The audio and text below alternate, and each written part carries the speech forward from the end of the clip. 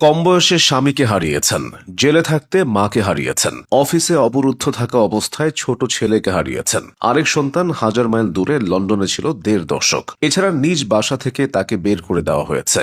খালেদা জিয়ার জীবনের পুরোটাই ত্যাগ ও সংগ্রামে ভরা। খালেদা জিয়া চাইলে উন্নত কোনো দেশে বাকি জীবনটা আরামে কাটিয়ে দিতে পারতেন, তবে তিনি একবার বলেছিলেন, আমার স্বজনহীন জীবনে দেশবাসী আমার স্বজন, আল্লাহ আমার একমাত্র ভরসা।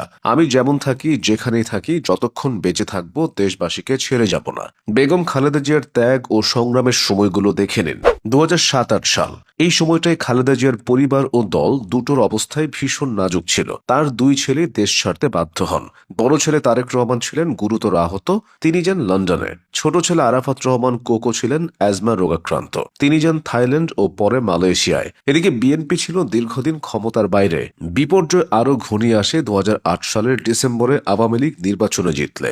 নানা অনিয়মের অভিযোগ তুলে খালেদা জিয়ার ঢাকা সেনানিবাসের শহীদ মইনুল রোডের বাড়িটির বরাদ্দ বাতিল করা হয়। পরে ২০১০ সালের ১৩ই নভেম্বর তাকে সেই বাড়ি থেকে উচ্ছেদ করা হয়, যেখানে তিনি ৩৮ বছর ধরে বসবাস করেছিলেন। মূলত জিয়াউর রহমান প্রাণ হারানোর পর তৎকালীন সেনাপ্রধান হুসেইন মোহাম্মদ এরশাদ টোকেন মূল্যে ওই ২.৭২ একর সম্পত্তি খালেদা জিয়াকে বরাদ্দ দিয়েছিলেন। এরপরও খালেদা জিয়ার বিপর্যয় শেষ হয়নি। ২০১৫ সালের জানুয়ারি থেকে খালেদা জিয়া গুলশানে তার অফিসে অবরুদ্ধ হন। এই অবস্থায় মালয়েশিয়ায় আরাফাত রহমান কোকো প্রাণ হারায়। পারিবারিক জীবনে ঝড় ঝঞ্ঝার এই সময়টাতে তিনি দলকে ভোলেননি। খালেদা জিয়া একবার বিরল রেকর্ড করেছিলেন। মাত্র ১৪ দিনে তিনি প্রায় ১০,০০০ কিলোমিটার পথ অতিক্রম করেছিলেন। বিধ্বস্ত বিএনপিকে নতুনভাবে সংগঠিত করতে তিনি একের পর এক জেলা পাড়ি দিয়েছিলেন। শতাধিক জনসভা ও পথসভায় নির্বাচনী ভাষণ দিয়েছিলেন। এভাবে বাংলাদেশের নির্বাচনী অভিযানের ইতিহাসে খালেদা জিয়া রেকর্ড করেছিলেন। তখন ছিল নির্বাচনের সময় ২০০৮ সালের নির্বাচন, কিন্তু বিএনপি সেই নির্বাচনে হেরে যায়।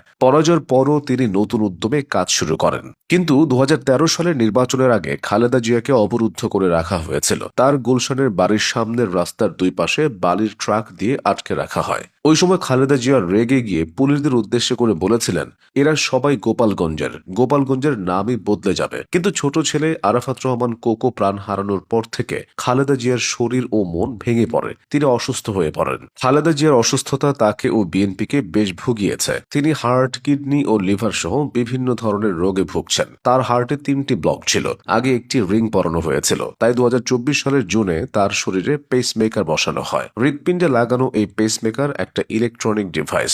এটা নিয়মিত বিরতিতে হার্টকে সিগন্যাল পাঠায় যাতে হার্ট পাম্প করে। বেগম জিয়া আর্থ্রাইটিস ও ডায়াবেটিসেও ভুগছেন। এরপর লন্ডনে গিয়ে উন্নত চিকিৎসা নিয়ে দেশে ফিরেছেন। ইতিহাস তাকে অনেক কারণে মনে রাখবে। তবে আলাদা করে বলতে হয়, ৮০-র দশকে জেনারেল এরশাদের সামরিক শাসন অবসানের লক্ষ্যে দেশব্যাপী গণতান্ত্রিক আন্দোলনের নেতৃত্ব দেওয়ার কারণে এরশাদের ৯ বছরের শাসনামলে খালেদা জিয়া ৩বার গ্রেফতার হন। এই আন্দোলনের সফল হয়ে ১৯৯১ সালে খালেদা জিয়া বাংলাদেশের প্রথম নারী প্রধানমন্ত্রী হয়েছিলেন। সেবার তিনি ফেনী ১, বগুড়া ৭, ঢাকা ৫, ঢাকা ৯, চট্টগ্রাম ৮ মোট ৫টি আসনে জিতেছিলেন, যা রেকর্ড। এই ৫ আসন থেকে তার মোট ভোট ছিল ৩,১৬,০৬৩টি। ১৯৯৬ সালের নির্বাচনেও তিনি ৫টি আসন থেকে জিতেছেন। এভাবে ১৯৯১ থেকে ২০০৮ পর্যন্ত অনুষ্ঠিত ৫টি নির্বাচনের মধ্যে ৪টি নির্বাচনে খালেদা জিয়া সর্বোচ্চ ১৮টি আসনে প্রতিদ্বন্দ্বিতা করে প্রায় ২০ লাখ ভোট পেয়েছেন। দীর্ঘ সংগ্রামী জীবনে তার প্রাপ্তি অনেক। তার নামের সঙ্গে আছে মাদার অফ ডেমোক্রেসি তকমা। ত্যাগ ও সংগ্রামের দিক থেকে তার তুলনা তিনি নিজেই।